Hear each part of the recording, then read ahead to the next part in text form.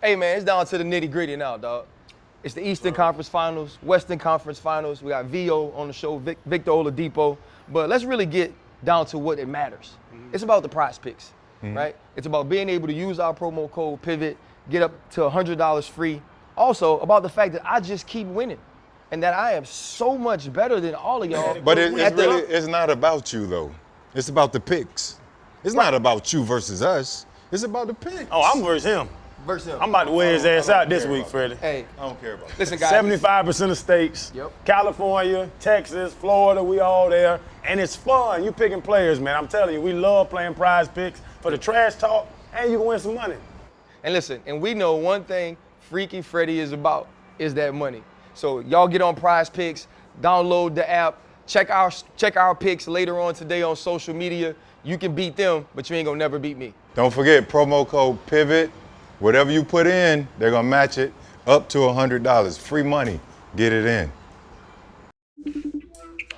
Hey, what's happening? Hey, how are you? It's good, boss lady. Hey, we got a special gift for you over here. Oh, yeah? Let me see. Your boy. Hi, Vic. What's up, Chef? How are you, champ? I'm good, champion. How are you? I'm good. You're doing great. I love watching you. Thank Show you. the world who you are. Yes, ma'am. That's right. That's what we're going to do, too. We miss you over here. I'll be back soon. I have to come visit my family really quick. How soon? Tomorrow. You going to come pivot with us? Of course. All right. We love you. I love you. Bye, Chef. Later. Bye. Peace. She's the best. Yep. Hold up, limitless. Take a stomach, can't pin in it. I fought the head to witness it. Got my people feeling militant. Way I'm feeling, got me up. On the mission, got me up. Knowing me, I got the key. Only vision I can trust. Trust, limitless. Take a stomach, can't pin in it. I fought the head to witness it. Got my people feeling militant. Way I'm feeling, got me up. On the mission, got me up. It's playoff time, man. It's like the real now, right? It's down to 4. Victor Oladipo is here, Miami Heat. You want me to try it? You can try. Kahinde Babatunde Victor Oladipo. That's perfect. Perfect. I'm a professional. I'm a freaking professional.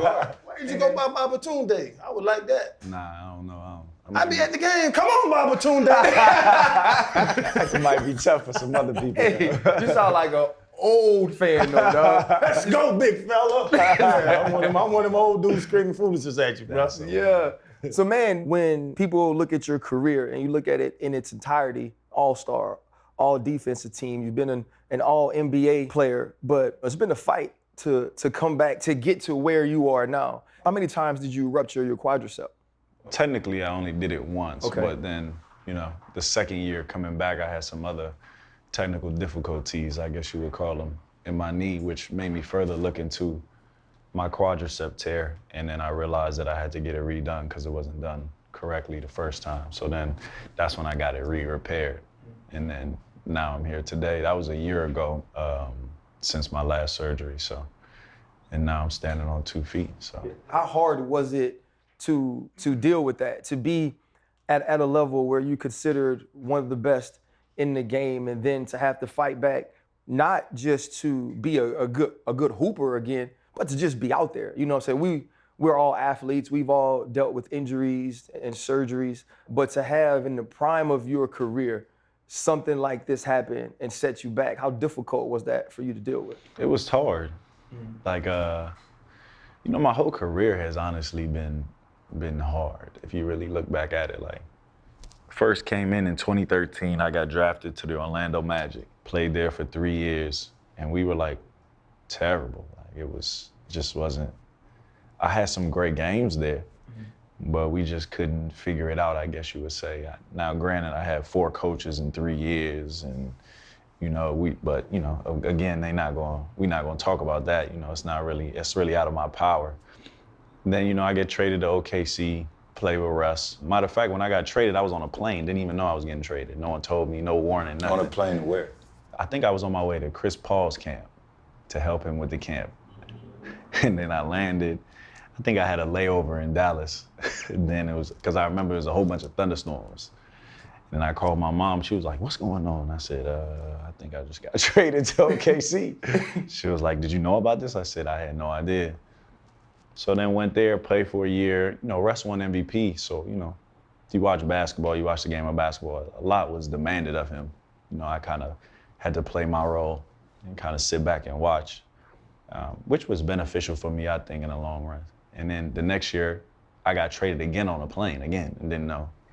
And then when I, like 2 jet years, setter, ain't you? a year later, He gotta have PTSD every time he get on the plane. man, I gotta make sure I have Wi-Fi every time I get on the plane. It's insane. But literally the next year later, I'm on my way to DC. I think I'm going home and get traded to Indy. And you know, I felt so disrespected. I don't know why. Well, probably because people say, you know, it was like they got away with highway robbery. I think that was one of the articles. I still got some of them, matter of fact. And I just felt insulted because, you know, people don't really know my game. In Orlando, people didn't really get to see it. You know, in OKC, you only saw a little bit of it because, you know, I had to kind of play my role. I kind of had to play the back seat. But then in Indy, you know, I showed face. Everyone realized that I was capable of a lot more. And then you work your entire life for that. I've been playing basketball since I was 4 years old. 4.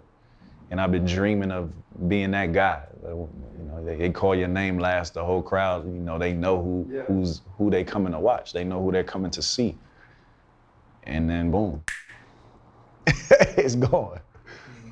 The injury. The injury, boom, gone. Now there was things leading up to that transpired that we could talk about. You know, it'll be in depth, an in-depth conversation. But the point of it all is I tore my quad, and then unfortunately the people I had around me, you know, you entrust them to make the right decisions for you, to help you, to guide you. Unfortunately, you know, as a man, all you can do is look back and be like, man, you got to take this one on the chin. As a man, you should have made the proper decision to have the right people around you. You should have vetted them, but you look back and then again, you did. And I guess you didn't vet them enough. And then, you know, things transpired. I was playing probably like a year and a half, 2 years on one leg. I came back because it was COVID. COVID hit around that time, remember? Came back, the whole world shut down. Remember we had our bubble in Orlando? I came back, I had one leg playing in that bubble. I had one leg, definitely shouldn't have been playing. Played, then in the following year, I had like 2 months to rehab because we had a shortened summer and the season started early. Came back the following year, I was on a leg and a half and played the rest of the year. Then get traded from Indy to Houston to Miami. And then finally I get to Miami and I'm playing. It probably was my best game in the Miami Heat uniform. Boom, something happens again. At that point, I walk off the court, and I remember thinking to myself, well, at least you walked off. Because the first time, they had to bring a stretcher out. Damn. That's what was going through my head. Made some Think about that. I don't know what was going on. I knew I couldn't continue playing, but in my head, I said, well, at least you walked off. Yeah. And they ain't see you come off with no stretcher. Because I remember when my first time getting injured and I came off the stretcher, I remember when I fell, I'm sitting, like I could see my mother. My mother was in the crowd. I could see her face and she looking at me. And I'm like, she just walked down. I never forget it. She walked down. They put me on the stretcher. If you watch the video of me going to the back in the stretcher, my mom reached out for my hand. The lady don't even know it's my mom. She pulled my mom's hand away. Can you imagine? Wow. My mom reaching out for me, a lady pulling her hand away. Security lady. Right, it's emotional because like people don't understand what that feeling is like to be sitting there and it's 20,000 people who came to see you and they crying, people has tears in their face, everyone is dead quiet. You could see, I remember seeing the coach's face and the guy who, the trainer runs over and just puts the towel over my knee. Put the towel over my knee. I'm like, you ain't tell me what's wrong, nothing. I don't know what's wrong. I just know when he put the towel over my knee, usually when that happened, it's like, oh, nah, I get the stretcher. Right. It's a traumatic feeling. Like, I don't know if, a lot of people don't get injured. You know what I'm saying? Unfortunately, there's a lot of people who do though. And I have a newfound respect for anyone who's been through what I've been through, even remotely close to what I've been through, because it tests you mentally, physically, emotionally. It makes you go through a whirlwind of emotions. literally you start thinking about if you're good enough, if I should keep playing.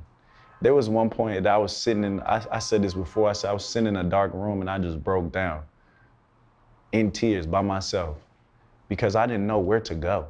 I didn't know what to turn to. I didn't know what to do. I was trying to look for answers. And it was like right there at that point, when I reached that point, it was like answer after answer after answer after answer after answer after answer after that. And, you know, luckily for me, I realized through this process who's really with me. Yeah. Yeah. Because they showed up and that's who's helped me get to this point today. You know what I'm saying? And it's been a learning lesson for sure. It's been tough. I don't want to continue to, you know, to ramble, but it's made me stronger in ways that I probably wouldn't have been as strong if it didn't happen. You know what I'm saying? Now, granted, shoot, I'm not no fool.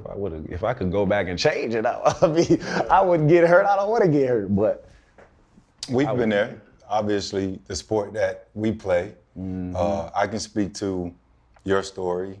I don't want to minimize it. Obviously, I have empathy and definitely respect, you know, the work that you're putting in to stay in the game and try and get back, you know, to the best, to that number 2 pick status and let the whole entire world know and feel you. Hell, I've been through just as much in front of 80, 90,000 people, and to the point where they had given me a nickname, Fragile Fred. Well, the average career in the NFL is 3 years. I churned out 13, right? As you mentioned, you have to find ways to tune those outsiders out, you know, and figure out who's rocking with you, who's fully in your corner, your support system, and keep a tight circle. And then it also forces you to try things that you might not necessarily be comfortable with. For me, it was a sports psychiatrist who eventually became one of my very good friends. And Trevor Mowad, he recently passed away. He's worked with a lot of NFL guys, and he was the toughest person I know mentally. You know, he had his own battles. But he taught me a lot, you know, in terms of taking each negatives and making positives. Always some positives in negative situations. People see me on the show, they see us, and they don't think I flinch. I go through stuff too, we all do, right? But it's all how you handle it, you know, because I don't want it to spill over to everybody else. my first time coming back, I did that.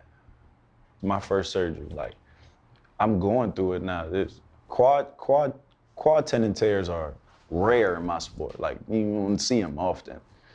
So during that time, I'm as an athlete, what was I, 27, 26 at the time? I'm putting my trust in the people who they're telling me are supposed to be the best or one of the best or whatever the case may be in the medical field, honestly.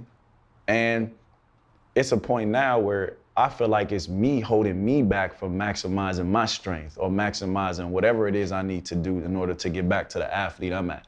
So I'm seeing a psychologist. I'm talking to priests. I'm talking to preachers. I'm talking to everybody. I'm more mad at myself. Like, why am I stopping myself from getting over the hump?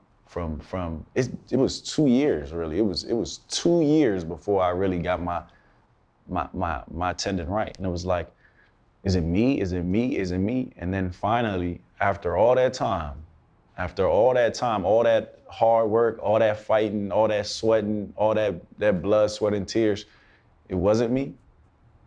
Like, that was the mental struggle of, like, I'm beating myself up. I'm trying to figure it out. I'm trying to get over the hump. I'm trying to be better. I'm trying to come back from something that is hard to come back from.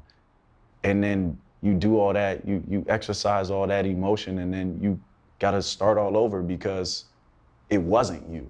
But it's what gonna sound cliche. The thing is this, that's the process. That's life, right? You can't beat yourself up.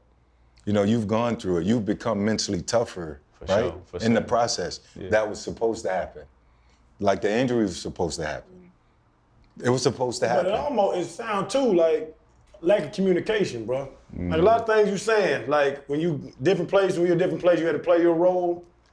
You couldn't talk to the organization and let them know that you know, this is what I do. Let me do what I do. And then with your injury, you couldn't talk to the doctors. Like, it seemed, as I'm listening to you, it seemed like lack of communication. We can. We do. But to what extent are we going to get this information that they're giving us? Like, right now, if someone tore their quad tendon, I could rehab them back.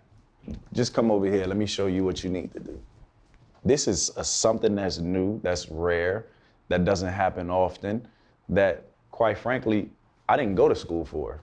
You know what I'm saying? So I'm not sure. I don't know.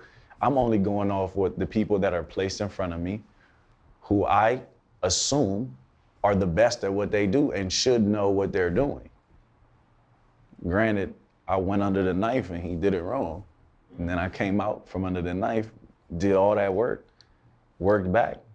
And it's like, well, now, should I have trust issues?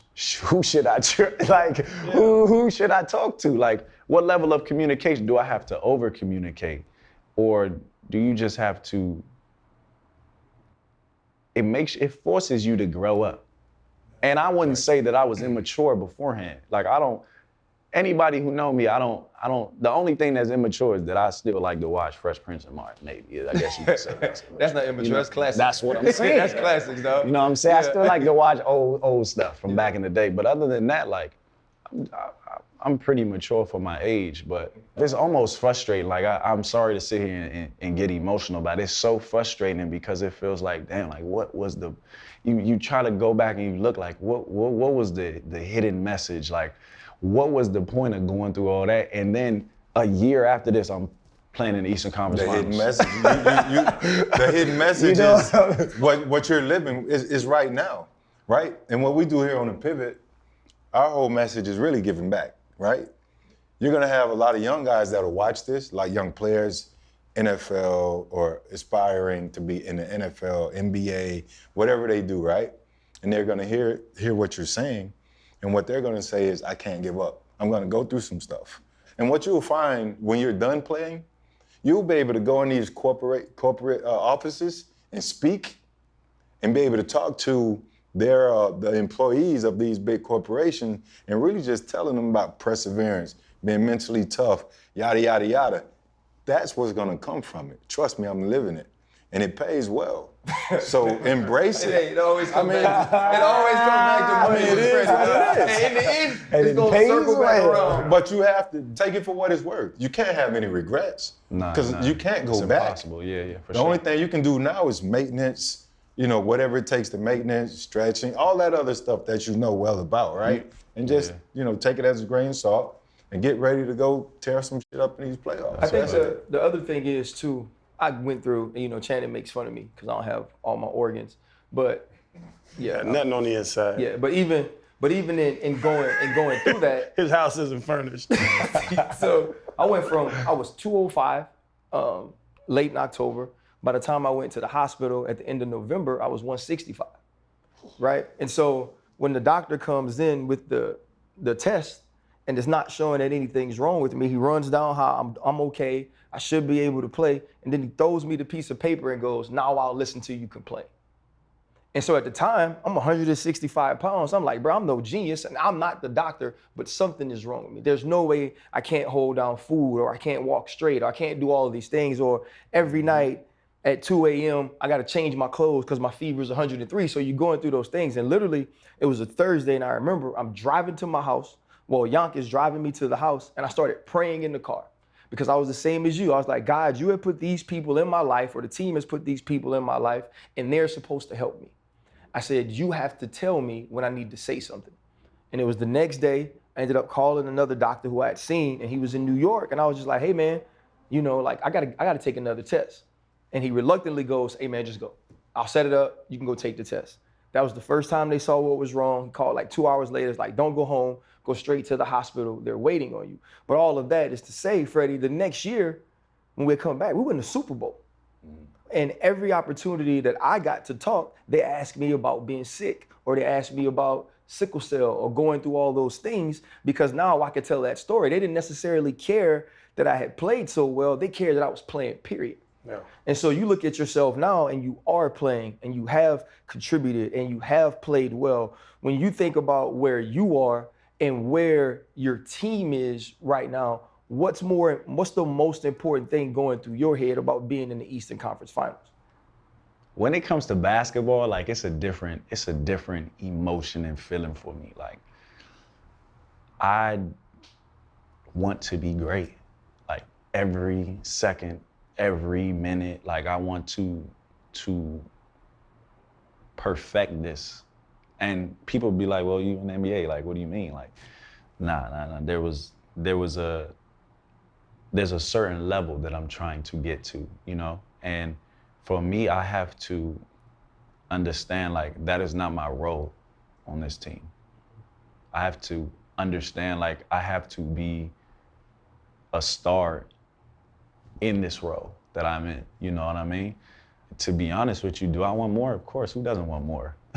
Yeah. Do I want to be an all-star again? Do I want to, win championships and be the vocal point? And of course, you know what I mean? Like, who don't want that? Who doesn't see themselves as that?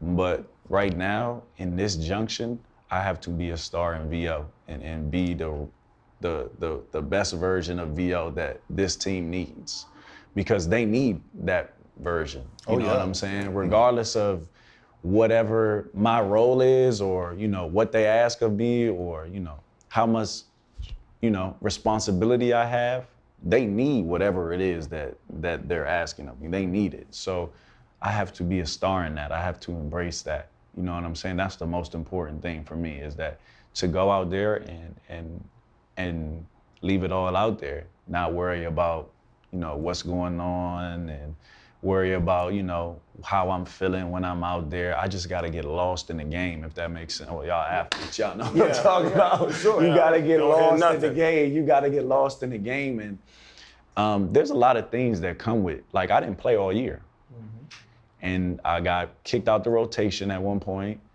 and I worked my way back to playing now in the playoffs, and I have to understand, like, that's not because anything was given to me. I went and I took that. Yeah.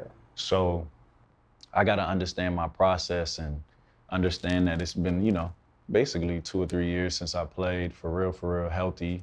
So it's going to take time for me to get to where mentally and physically I want to be, but I'm still here for a reason. You know what I'm saying? And I gotta it's almost like blocking everything else out, blocking the rehab out, blocking, okay, now I gotta do this, or blocking, everything else out, and just focus on, this moment, because who is to say you'll get this opportunity again? Right. Even you were playing well to close out the season in the playoffs. Atlanta, RC mentioned that. And then Kyle goes down. And your minutes would increase. Did you put more pressure on yourself to come in and make sure that you were absolutely ready? Or? I had been ready since. I had been ready 2 weeks before that. I was already there mentally. I was already there. And then just when I went out there, my body just followed. And now it's like, okay, now you have a role on this team. That doesn't mean you have to be comfortable. Like, it's almost like you got to know your strengths and your weaknesses. For me, one of my biggest strengths is I know how to make people feel comfortable. I can go anywhere. It doesn't matter who you are. We can sit in front of you. I can go out to eat. I can make you feel comfortable. Make you feel comfortable. When VO is not at his best is when he's comfortable. So yes, I got a role. I'm feeling good, but don't get comfortable in this role. They need you to be a dog, you know what I'm saying, when you get out there on both ends. So that's what the most important thing for me is, to realize that it's not a personal thing. It's just, it's just business, like they would say. Bro, I gotta ask you. So you talking about the rotation, right? Well, you missed, and everybody knows Spo got his stuff. He gonna set, he gonna put in the game who he want to, and he ain't gonna play if he don't want to. Do y'all know if y'all going in, or every time Spo look down the bench, you... Miko? I mean, no, not me this time. This time, Miko? I was like, okay, not this time. I mean, it just depends. Every game is different. And as a coach, one thing that's special about Spo, one of the greatest coaches ever. I mean, he is one of the greatest coaches ever. So he understands that. He understands that every game isn't going to be the same. And we understand that as well as players, because he helps us understand that. So, you just have to be ready at all times, at whatever the cost is, whenever it is, you got to be ready because you never know what could happen. So, I mean, I'm going to be real, like the game Atlanta, Jimmy and Kyle ain't play. Spo told me that morning. I was literally on my way to the gym, like, yo, you starting tonight. I'm like, oh, okay, all right. And then just go out there and just play. You know what I'm saying? It's better than being on the airplane. Yeah. Hey, he never gonna get on the airplane. Definitely. And then, bro, why the Heat though? Cause like the culture and all you hear the culture and everything. This Heat people, you see people come up here lose a bunch of weight. You see guys just kind of have their best seasons with the Heat, go other places and don't do nothing. You chose the Heat, and to be honest, bro, you gave up 45 M's. You turned down $45 million from Houston. Now let me tell you the real story. Okay. Because, there's a lot of fabrication going on. Houston ain't offering me nothing like that. And if they was sitting in here, the upper office was sitting in here and we was looking face to face, he'll tell you the real too. That ain't happening. They ain't off you 2 for 45. No. How did that story get there? Like, where did that come from? That's something that you gotta ask whoever put it out. I mean, it's social media. You can't control what's put out or what's not put out, but as athletes, we have to watch our perception and how we're perceived, so we can only say so much, but nah, that's not how it went. True. No. That's not how it went. But, it is what it is, I mean, it was an interesting, journey to get here. You know what I'm saying? Like, sitting in the meetings that I was sitting in and, the dialogues I was, having and listening to people and seeing like, you guys really don't understand that I understand. But, it's okay. It's all good. One thing about it is, and then I try to tell everyone around me, I'm like, man, just make sure I'm enjoying this. Yeah. Because at the end of the day, bro, like, from where I was from, I would have been the last guy to be sitting here with y'all talking, on the pivot and talking about being in the Eastern Conference playoff, being in the NBA in general. You know what I'm saying? I had a dream, obviously. I wanted to play my whole life, but my skill came a little later than everyone else's. You know what I'm saying? Like, I was ranked 150 or something in my class coming out of high school. I didn't have no college offers going into my senior year. You know what I'm saying? The year before I got drafted number 2, I was on no draft boards. None. Wow. Not one. Not second round, not first round, nothing. Then I got drafted number 2, was in a tough situation. Then boom, most improved player. Like, I got a lot of blessings, and sometimes, it's as an athlete, and when you start like that, like, I don't know if y'all can relate to this, but in the beginning it was really hard for me. Like, I had to give a lot in order to get the bare minimum in the sport. Like, it's almost like you give everything you have and you're not seeing the results, but you're working hard, but you're not seeing the results. It's not translating, it's not clicking. And then eventually you slowly but surely start building confidence. Oh, I got a little bounce now, so let me show my bounce. You know what I'm saying? It's like, okay, I can't really dribble, I can't really shoot, but I can show my bounce. You know what I'm saying? Show my bounce. Then all of a sudden, you start realizing, I'm faster than everybody else out here. So hold on, let me figure. That was my process of becoming who I am right now. Even when I first got to the league, it took me time. You know what I'm saying? Like, when I first got to the league, a lot of these guys, when they get drafted, they put the ball right in their hand. They say, here, lead the team. We'll figure it out. We'll put things around you. We'll give you a coach that'll help you and do all this stuff. It's a little different for me. I had mentors, who weren't necessarily coaches, who didn't have that respect, but they, took care of me. So it was just a process for me. It took a while for me to get to where I'm at, which is why I feel like my story is relatable to everyone. Yeah. I've been in every position you can imagine. Like, I'm not gonna sit on here. I'm not LeBron. You know what I'm saying? I'm not those guys right now. You know what I mean? But I've come off the bench. I've been hurt. I've played and practiced in the G League. I've done everything you can think of. So if a kid come to me and they need advice, I can relate to anyone. Not everyone can do that, you know what I mean? So I just say, count it all joy.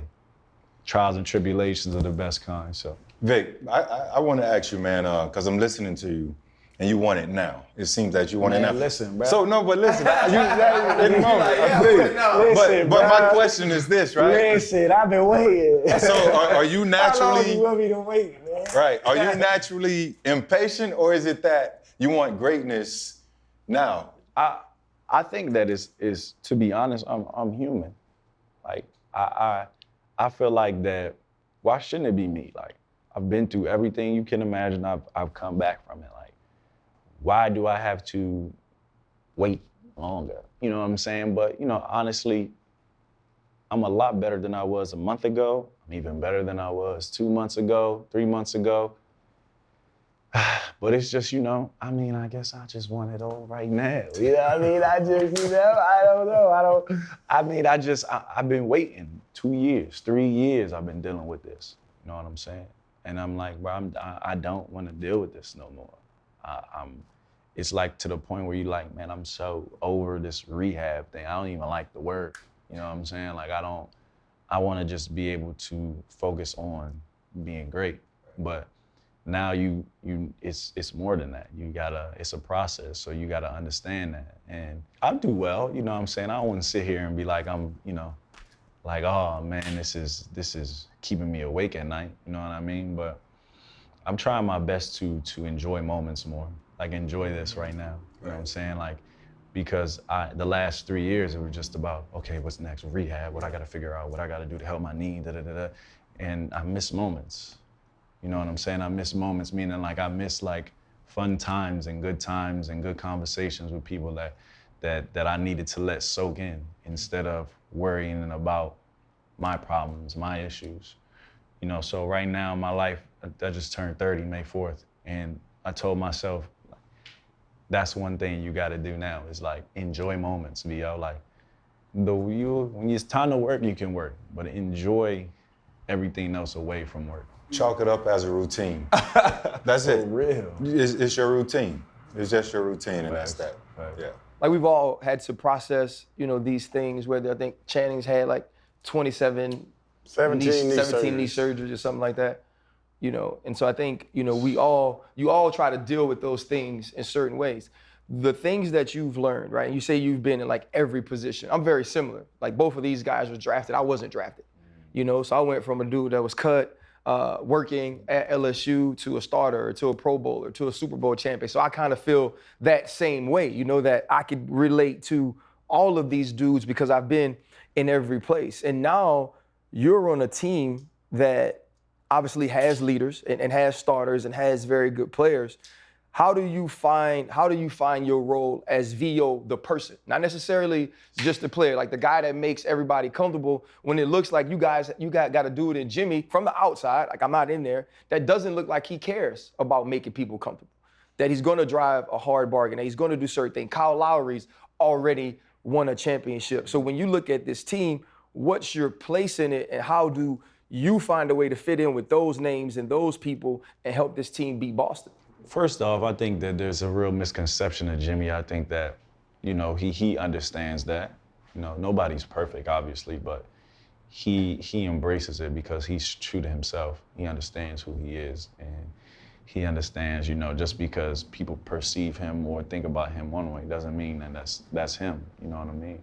So he actually does a really good job of when you're on his team. You're on his team. He has to say, when you're on his team. When you're not on his team, you don't know you're not on his team. Right. He's one of them dudes that you gotta sneak up on slow when you meet him. I'm telling you, that's just Jimmy, and luckily I'm on his team, and I respect him for it. But, to answer your question, and, we have a lot of leaders, a lot of guys who are established, a lot of guys who've done a lot, you know what I mean, who've done more than me. And I've always been a guy in the beginning of my career that led by example, you know what I mean? And there's still, we have an equal balance. Like we got a few guys who are established, who've done things, and then we got some guys who are young and new, you know what I'm saying, and who've been watching. And, I understand that, it's all about my work, and my work is what's gonna get me to where I need to be. My work was the reason why I'm able to sit out all year and then be in a playoff rotation and make it to the Eastern Conference Finals is because of the work I put in. So, I just understand that I have to focus on that. And, I'm smart enough to know when to lead and when to follow. The saying is, you got to learn to follow before you can lead. So right now, and I'm just focused on being the best follower I can be. You know what I mean? And letting those guys lead. They've earned it. They've been playing all year. They've, you know what I'm saying? Their resumes speak for themselves. You know what I mean? So I would be a fool to be like, nah, I need to be that. You know what I mean? Do I feel like I can be that one day? Of course, I will be. But right now, I need to learn how to be that before I can be, and look at it like that. And then for the guys, other younger guys who are looking up to me, because I'm not, you know, I'm still 9 years in. You know what I mean? I'm not old, but I'm not like, you know, super old. Yeah, I'm old, but I'm not super old, is what I'm saying. You're not old, boss. But, you know, there's still guys looking up to me. Yeah. There's still guys watching me, you know, and they see me in there every day working. Since the day I stepped foot in that arena, you know what I mean? They see me working. So that's big too, as far as leaders go, especially if they see you and you not necessarily one of the, you know, vocal leaders or the leader of the team, but you're still in there every day working, you know, putting in the work as if like, nah, this is my team, you know, because it is, I'm a part of it. And y'all gotta put in the work too, you know what I'm saying? So that's really what Heat culture is, you know, understanding that we all need to put in our part of the work in order for this thing to really work. And we work, man. We get it in there. But this your 5th team, and I've heard everybody hear about it, this your 5th team. Mm-hmm. Now you don't have a bad mouth other teams, but you work harder on the Miami Heat than you did on the other 4 teams you played for. Nah. I wouldn't say that. I've been a worker my whole entire life. But what's the difference in the Heat from other organizations? Why do they have that I don't want to say taboo about it, but why do they have that reputation? It's something that's easier to experience than it is to explain. Like, you have to be a part of it to understand, like, oh, okay, so this is Heat culture. You know what I mean? I could try to explain it to you, and that's a great point. Like, you ain't work hard on no other teams. Like, but nah, I did. It's just, you know, it's a different feeling. It's a different way of working in there. It's a different mentality. I think that's the biggest thing. Is like the mentality all year long has been, we understand what we need to do, you know, and what we're trying to play for. And everywhere isn't like that necessarily. Yeah, because they get after it, though, because UD and Jimmy were about to fight in the regular season. Like, them boys get after it. Like, you be like, damn, and then everybody come out and be like, no, we good. That's how it is. Yeah, we just want to win. That's it, bro. Is that because you have guys like UD, who Chan just mentioned, he's a 3-time champion. Mm-hmm. You have PJ Tucker, who just won a year ago. Kyle, a few years ago in Toronto. And then Jimmy and the rest of the guys, Bam, the whole squad, they just played in the finals in the bubble. Yeah. We got guys who've been through some shit. Right, Not even just basketball speaking, just life in general. Like, their path to get to where they're at now. We all been through some shit. So what's that's the how we mindset play with that chip. as you prepare for the Celtics? What's the mindset of the locker room? We know it's not going to be easy. We knew we wasn't going to be easy no matter who we played. We know it's not going to be easy. We know it's going to be a fight, but we all about the fight. That's what we're going to do. We're going to fight regardless, no matter what's going on, no matter what day it is, no matter what time it is. We're going to lace them up. We're going to boogie. Simple as that. It's just how it is, you know what I mean? And I'm sure they're similar. Boston's similar, I'm sure. But, you know, we looking forward to it. You mentioned similar, though, right? And football players, we all have this perception of basketball players. Oh, snap. You know, I'm just That dynamic was real in college. Yeah, I'm just gonna be honest. You know, They're pleasant. Yeah, like when Paul Pierce gets carried off and then bounces back, I'm like, look how soft, right? Or when they hurt their wrists and they rolling on the ground, I'm like, what's wrong with your freaking legs? Like, why can't you get up and walk? But the one thing I will say, watching you guys and watching Boston play in the playoffs has been different.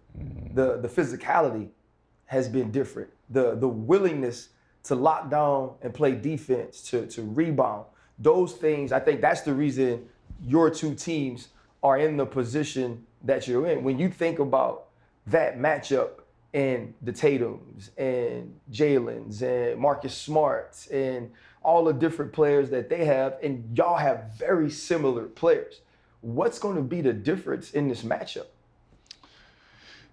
Just gonna have to wait and see, my guy. You gonna have to wait and see, my guy. I mean, it's great. 2 great defensive teams. We got 2 great teams with a bunch of wings, of guys who can guard multiple positions, who can put it on the floor. They got versatile bigs. It's gonna be fun, man. I'm telling y'all, it's gonna be good basketball. So. Yeah, and that's what interests me. You know, y'all play 82 games. You know what I mean? It's hard. It's hard to lock into 82 of anything, right? But then it gets down to the point we just got to win 16 of them, and that's what we're gonna focus on. Being in this position, I mean, like you said earlier, like everybody wants it, right? Everybody wants to be the guy. Everybody wants to be the star. But now, when you get here, is it hard to not think too far ahead into winning it, right? You know, because, and I say this, like Fred, one of the greatest running backs I've ever played against, he played on a lot of teams that had no hopes of winning the championship, right? And he knew that when the season started, right? I played on teams that you knew at the beginning of the season. I played on teams. Right. So, right. So how does it feel that you in a different spot now, dog? Like you with a team that can win it all. Like you down to the last 4 after what you've gone through. Yeah, it's crazy to think about it. Like a year ago, I was laying on my back watching, and now I'm playing in the Eastern Conference Finals. Like, it's truly like, you ever heard they say God has a humor? Like, it's really funny to think about. Like, dang, like you went from that to this, and so it's like. It's a crazy feeling because, you know, this is my first Eastern Conference Finals. It's the first time I've gotten this far in the playoffs. And you realize, like, oh, this is different, huh? Because at first, you know, you just playing basketball. You playing. You're trying to get right, trying to get better, working. And now you're at a spot and I'm sitting and I'm thinking, like, this is a once-in-a-lifetime opportunity, you know? But it's still basketball, you know? And everyone else is going to magnify it, of course, you know what I'm saying? That's their job. That's what everyone's job is. You're supposed to. It's sport, you know what I'm saying? But when you really understand that it's obviously it's important, but it's just another game. And when you're at your best is when, you know, things are at their best, meaning like the level is at their best and, you know, the atmosphere is at its best, and you just got to go out there and do your best, really. It's not always going to be perfect. If you watch the games closely, it ain't always perfect, you know what I'm saying? It gets ugly at times, but, you know, you just got to have a mindset that you just got to keep playing. You got to keep rolling with the punches, because they coming, they trying to win too, you know what I'm saying? So I'm looking forward to the battle. I ain't really, you know, it's been a minute since, you know, I played in some basketball like this, you know what I mean? Like, and every step, every game has been like, whoa, like, it's getting better and better. The competition getting tougher and tougher, and it's not gonna get any easier. So it's only making me stronger. It's making my legs stronger. It's making my body stronger. Yeah. You know what I'm saying? It's really helping me. Yeah, so, you know, I'm just trying to embrace it, man. I just try not to be too hard on myself as an athlete, you know what I mean? Realizing, like, bro, you missed a whole year and you gotta be patient, but at the same time, you're like, man, I'm a dog though, man. I can't make no excuses like that, you know what I'm saying? But it's reality, you know? And, you know, it's fun, man. I'm looking forward to competing, you know, and just going out there and playing basketball. Because y'all one of the best 4 teams in the league, now Eastern Conference, Western Conference. So y'all one of the best 4 teams in the league. Y'all ran through Atlanta. Y'all took 76ers to 6. You know, big Heat fan, so I watch y'all boys every night. Thank you, my guy. When did you know, like, at what part of a season, because you said I've been on some terrible-ass teams, and I was on team, I'm talking about during camp, we look around the locker room like, man, it ain't shit on this team. We can't stop nobody. We ain't gonna be able to run the ball, can't throw the ball, we ain't got a quarterback. Like, in NBA, like, in the season, halfway through the season, when playoffs start, like, when does it click where you be like, oh, we legit can compete this year? To be honest, we felt like this since day one. We felt like that we could compete for a title since day one. And we've been working towards that since the very beginning. We are fortunate enough to be able to still have an opportunity to accomplish that goal. And we just gotta, you know, it's not gonna be easy, obviously, but we've been working since the very beginning for it. So we're gonna go out there and just give everything we have, you know what I'm saying? He's smiling. Every time you talk about basketball, you start to smile. When it's crunch time, though, when it's crunch time in this series, who get the rock? Jimmy gonna get the ball. Jimmy gonna get in. He's proven. I mean, look what he did last series. You know what I'm saying? So we got a lot of guys who could get it, really, honestly. But most would say Jimmy. We got Tyler who could get it. Bam who could get it. Got K-Lo who could get it. Shoot, I could get it. You never know. That's the beauty about our team. Are you the same defender that you were That ain't prior never. to the That ain't never injuries? gonna stop, bro. I probably could have been a good defender with one leg. So I know you're gonna take yourself, but you or Pat Bev, the best defender. I mean, I'm gonna pick me, just like I'm sure he would pick him. But I'm picking me. I'm not picking Pat, bro. I'm not picking Pat Bev over me. Freddie, Did you see what he did to James Harden? Oh yeah. James Harden didn't know where the basket was. He spin know what he around brings circles, to the didn't know where the table. basket was. It was just I just laid that up. I knew what the answer was gonna be. And I know what he brings to the table, but sometimes that confidence isn't always there when you're dealing with certain injuries. But the thing is, like, when you play, when you're injured, when you play, it builds the confidence back. Like, as you keep playing, as you keep trying stuff and doing things, you're like, oh, wait, all right, that feel all right. And then when you get in the game, you don't even be thinking about it. You don't even be thinking about your leg. It's just like, all right, we about to just, we about to just hoop, So for me, I just feel like defense is what I've done my whole entire life. Like, that's one thing, that's the reason why I played when I was younger. You know what I'm saying? I wasn't because I was skilled. It was because, I was all defense in college. First team all defense here in the NBA. So led the league in steals. So I think that's really important, and I think it's really important for our team. So I just come out there, man. I just try be on 1,000 on both ends of the floor, man. That's all.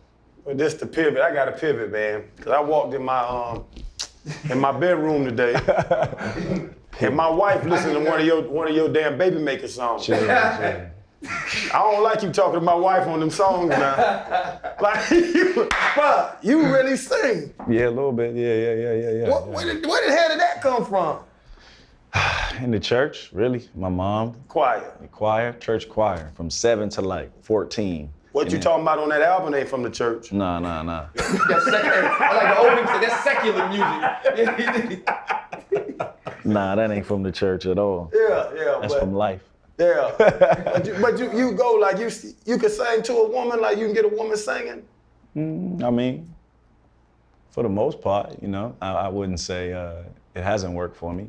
That's cheating. I gotta work, I gotta go on dates, I gotta mow lawns. You just sing and say yeah, sexy but when you crap. hoop and you sing, man, it's tough. It's harder than people think, man, because then it's like two heads. You know what I'm saying? So they like, oh, nah, this gotta be a drag, and you can't.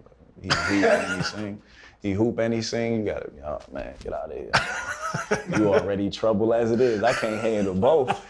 You know what I'm saying? So, but it's cool, man. It's nice, man. I love just music in general. You know what I mean? It's just make me like feel a future in it. Are you gonna keep dropping an album when you retire? Like I'm gonna drop an album this summer.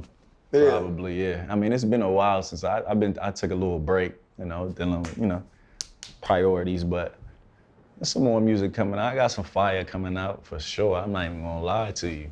But it's pretty impressive for somebody who plays basketball. And I don't do music for real. I do music, but you know what I mean. It's not like my Because none of y'all number can't one rap. We got a few guys who Dame can can rap. DN. Dame, he can rap. Iman Shumpert can rap. Yeah, Iman. Some can't rap. Who else? Shaq's terrible. I told him to his But face. did he go platinum or gold or something? Shaq sold the most. That's what I'm saying. So it must be good to somebody. No, he's Shaq. if Shaq was 6'1", he would not sell one album. And they call him Shaquille. Yeah, Shaquille, he get beat up. 6'1" Shaq would got beat up every day at school.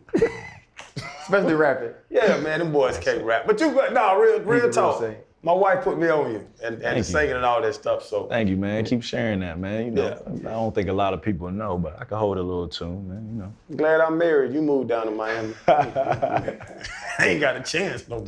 Chill. Well, I'm taking my Heat in 5. Deep 5? Yeah. Not happening. You can say These are two really good basketball teams, bro. I understand Teams that. with stars. And they just went 6 games with James Harden and banged up face Joel Embiid, but it's gonna be a fight. Like, They're resting too. yeah, but what we're gonna do is we're just gonna get on Prize Picks and we're just gonna continue to go. By the way, I'm much smarter in basketball than these two guys. Yeah, like we got a partnership. We got a partnership with Prize Picks. They'd be dead wrong. I was 5 for 5 on Friday. You was 5 for 5. five That for was five? cool. I went 5 for 5. It's player props. Over, under, this, that. He got lucky. But The other sheets was garbage. that was a bad day. But y'all suck too. We finished like this. We talked about you singing. We talked about the perseverance and adversities that you've had to face. Do y'all win it? Are the Miami Heat the best team in basketball? What you think I'm gonna say? I just want the truth. Definitely. 3 more weeks, 4 more weeks. Couple weeks. Miami Heat have opportunity because I think when people, at least when I look at the team or when people look at the team, and not to be disrespectful, I think it's sometimes hard for people to watch Jimmy Butler and think that Jimmy Butler can be the best basketball player on a championship team. You know what's when we're good? so You know used what's to the great about that? Giannis's and- We don't care. yeah. We don't care about what nobody's saying about nothing. We just about our business, man. And Jimmy the same way. That's why he our leader. That's why you see us follow. We don't care about nothing that's going on, what anybody got to say, anybody's opinions. They was telling us we was gonna lose the series last series after game 4. Yeah. Well, we ain't worried about none of that noise, man. We focused on them 2 rims, them 4 lines, and that's it. And whoever else, the 5 they bring out there. I said, that's what we worried about, man. We not worried about nothing else. We focus on that. We focus on winning basketball games. And I think that's what makes us so good. Like, we just concerned about that. You know what I mean? So, but, it's going to be fun. I'm looking forward to it. You know what I mean? Like I said a year ago, I was watching, so I'm in it now. So I'm looking forward to it. And, I'm just looking forward to keep continuing to build myself and brand myself and, make people remember, because I think, they forgot a little bit, but it's okay, that comes with the territory, you know what I mean? And I don't plan on going nowhere but up, so just gotta keep grinding. That's the place to end, brother. Appreciate you. Pivot. Yes, sir. Appreciate you, Doc. Appreciate you. You know who I'm rocking with. Yes, sir. What we got to do? All love, baby. I appreciate it. Hold up, limitless, niggas to me can't pinning it. I fought the head to witness it. Got my people feeling militant. Way I'm finna get me up. On the mission, get me up. Knowing me, I got the key. Only vision I can trust. Limitless, niggas to me can't pinning it. I fought the head to witness it. Got my people feeling militant. Way I'm finna get me up.